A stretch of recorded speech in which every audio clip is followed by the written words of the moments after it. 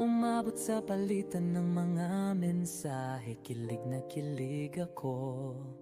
Kumusta? Kain na? Hello, magandang umaga. Ingat ka, pahinga, huwag kang masyadong magpupuyat pa. Naramdaman ng puso na dahan-dahan akong nahuhulog sa'yo. Sa kada araw natin na pag-uusap, meron ang namumuo. Hindi ko na alam kung ano ang patutunguhan.